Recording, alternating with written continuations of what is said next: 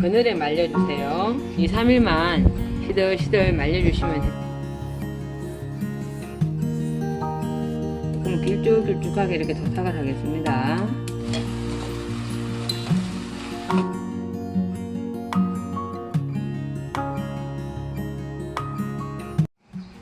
안녕하십니까. 템플라이프 운주성입니다. 재래시장에 갔더니 토란대가 나왔어요. 그래서 이걸 사가지고 왔습니다. 토란도 아주 좋은 영양식이지만 토란대도 가을에는 훌륭한 보양식이 될 수 있습니다. 토란대를 이렇게 말려서 시장 마트나 이런 데 파는 것도 있지요.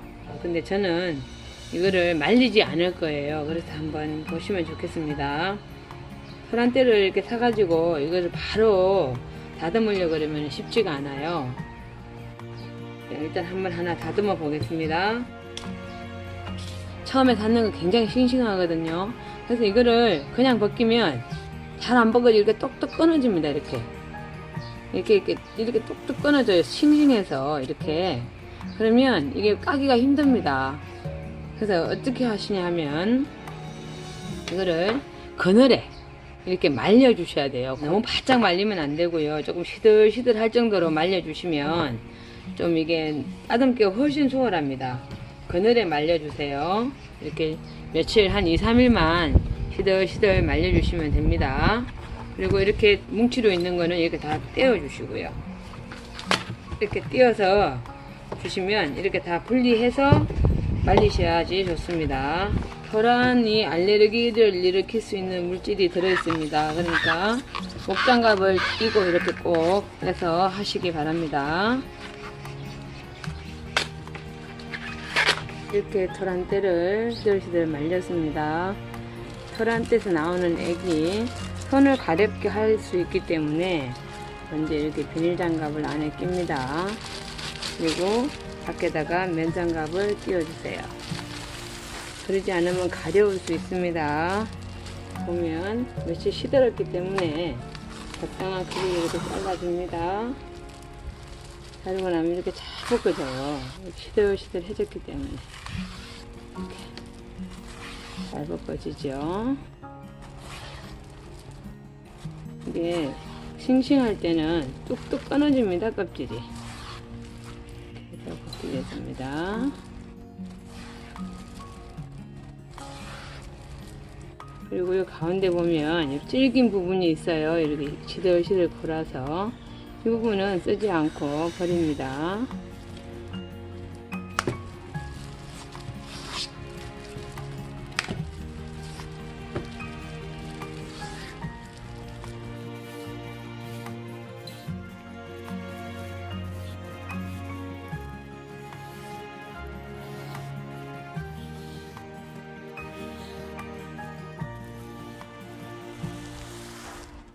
이렇게 다듬어진 토란대는 먹기에 적당한 크기로 잘라줍니다.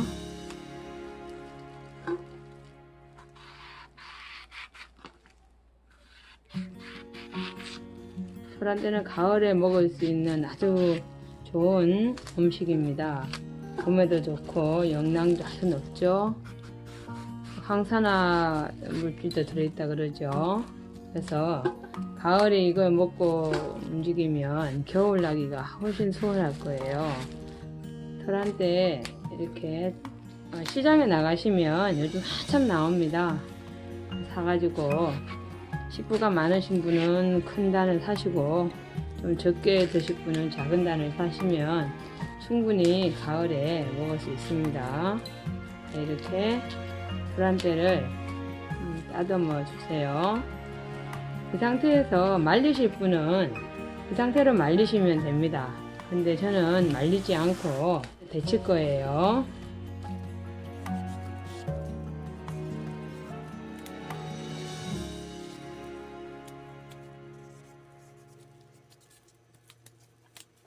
다 따듬어졌습니다. 소금을 넣고 데쳐 보겠습니다. 물이 끓고 있습니다. 소금 두 큰술 양입니다. 넣겠습니다. 다듬은 토란대가 한 2kg 정도 됩니다.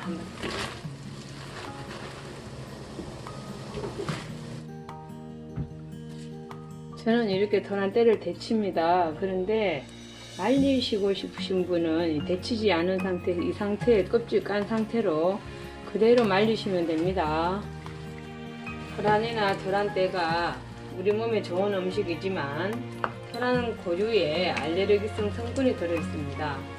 그래서 소금을 넣고 데치거나 쌀뜨물을 데쳐서 법제를 하셔야 합니다.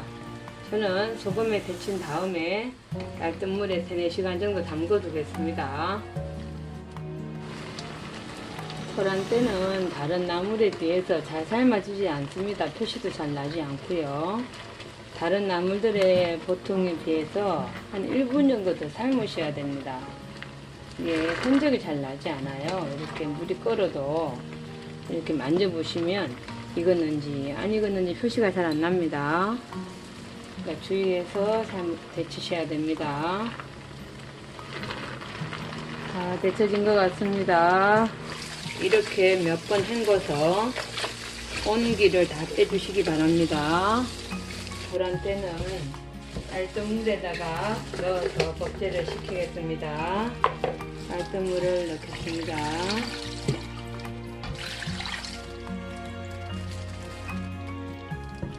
이 토란대나 뿌린 토란이나 법제시키는 방법은 같습니다.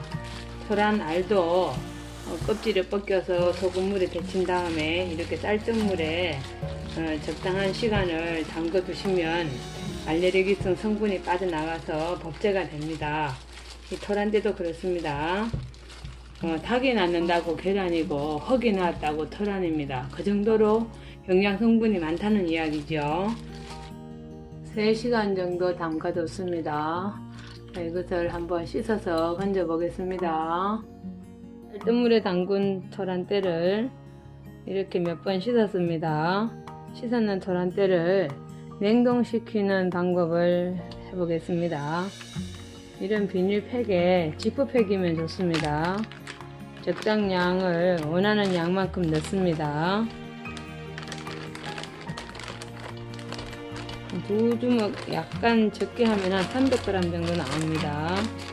그 정도 해서 이 300g 양에 물컵 1컵 정도의 양을 넣겠습니다. 넣겠습니다.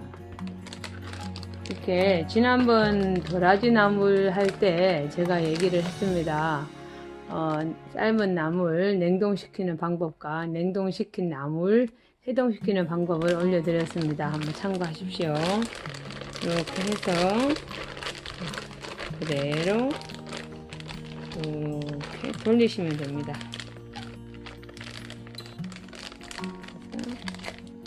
일반 지퍼팩을 하셔도 되고 비닐팩을 하셔도 됩니다. 이렇게 해서 그냥 얼리시면 됩니다. 일반 비닐팩을 하실 때도 방법은 같습니다. 이렇게 다만 이제 위에 마무리 방법이 조금 다릅니다.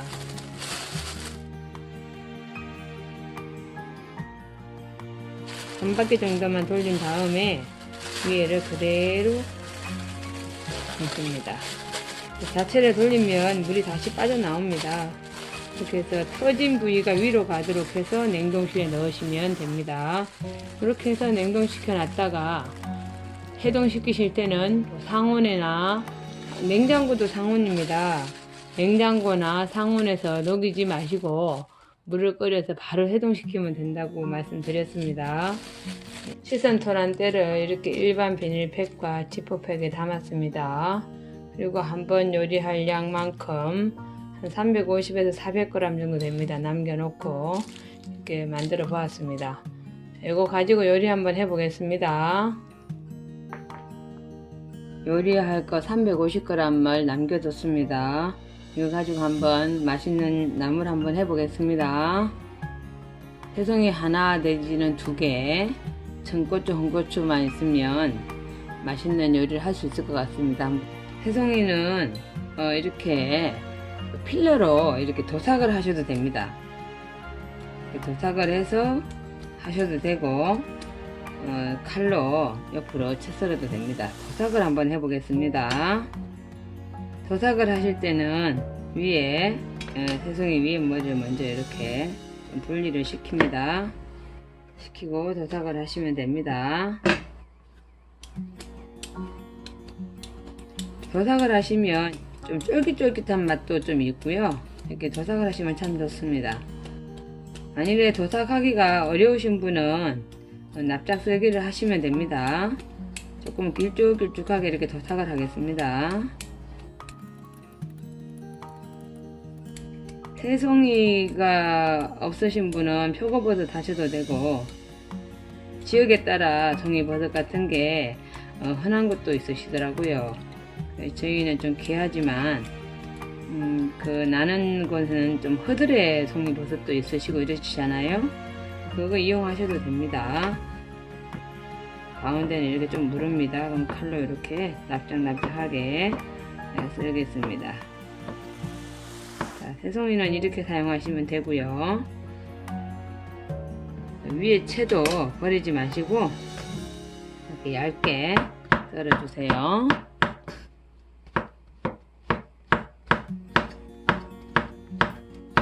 같이 사용하겠습니다. 이렇게 새송이 하나 다듬어 놨습니다.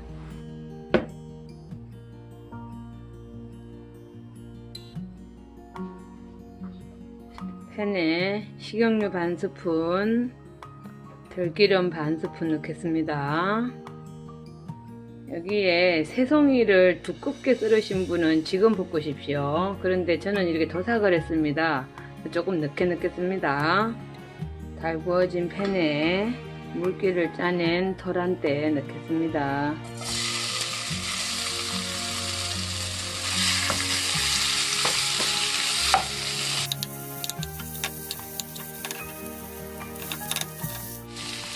볶으실 때 소금 한 조금 넣겠습니다.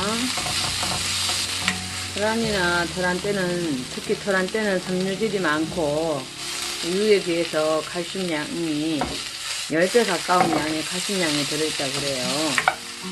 그리고 항산화 물질이 많이 들어있어서 우리 몸의 면역성을 높여준다고 그러죠. 많이 드시면 좋을 것 같습니다. 가을에 또 보양식이 될 수도 있습니다. 토란대를 준비해 놓으시면 여러가지 음식 하실 때도 많이 준비가 되지요. 명절 음식에도 물론이고 청계장을 끓일 때도 토란대를 넣으면 맛이 굉장히 업이 됩니다. 만일에 들어서 마트에 불려놓은 것이나 또는 말린 것을 사서 하실 경우에는 말려놓은 토란대는 3시간 정도 물에 불렸다가 깨끗하게 씻어서 이렇게 볶으시면 되고요. 불려놓은 것을 사실 때는 깨끗하게 세척해서 요리 시작하시면 됩니다. 어느 정도 이렇게 토란대가 볶아지면 이때 도삭했는 새송이를 지금 넣겠습니다. 그래서 볶겠습니다.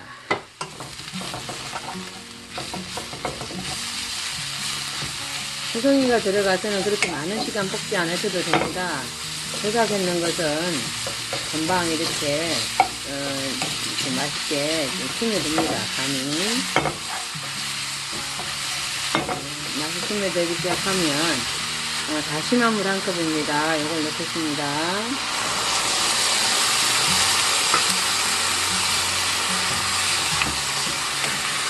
토란대 350g 정도 양의 다시마물 한 컵 정도 들어가면 됩니다. 다시마물 넣고 소금을 한 꼬집 더 넣겠습니다. 간이 되게. 소금량이나 간은 본인의 기호에 맞춰서 한번 하시면 됩니다. 다시마물이 토란대에 스며들 때까지 조금 자글자글 끓여 주십시오. 이제 불은 조금 중불이나 약불로 하셔도 됩니다. 맛이 스며들게 하시는 게 좋습니다.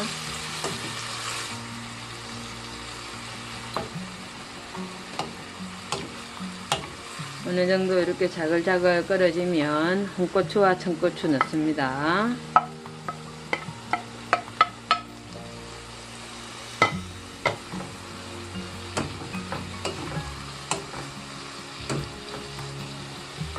그리고 여기에 밀가루 한 꼬집 정도 넣습니다. 후추도 한 2번 탈탈 털어 넣겠습니다. 제가 처음에 볶을 때 들기름을 넣는 이유는 이것을 위해서 들기름을 넣었습니다. 바로 들깨가루입니다. 들깨가루를 2스푼 넣겠습니다. 만일에 들깨가루 넣는 게 싫으시면 처음에 볶으실 때 참기름으로 볶으셔도 됩니다. 들깨가루와 합이 들기름하고 합이기 때문에 처음에 볶을 때 들기름으로 볶았습니다. 근데 만일에 들깨가루가 없거나 들깨가루를 넣는 게 싫으시면 처음에 볶을 때 참기름으로 볶으십시오. 이렇게 들깨가루 2스푼을 넣었습니다. 들깨가루도 기호에 따라 양을 조절하시기 바랍니다. 간이 좀 더 됐으면 싶어서 저는 이때 진간장을 조금 넣겠습니다. 색깔이 변하는 게 싫으시면 소금으로 간하셔도 되는데 진간장을 조금 넣으면 기본적인 맛이 업이 됩니다. 색깔이 변할 정도로 많이 넣지 마시고 조금만 넣어주세요. 다 됐습니다. 자, 불을 끄고 들기름과 통깨를 넣겠습니다. 불을 끄고 들기름 1스푼, 통깨 1스푼. 자, 다 됐습니다. 아유, 맛있어 보입니다. 자, 상 차려 보겠습니다. 이렇게 차려 보았습니다. 설한 때 다듬는 것부터 데치고 냉동 보관하는 방법하고 이렇게 요리 한번 해 보았습니다. 설한 때는 가을에 먹을 수 있는 아주 좋은 먹거리 재료입니다. 좋은 먹거리 가지고 맛있는 음식 해서 드시기 바랍니다. 오늘도 건강하고 행복하십시오. 감사합니다.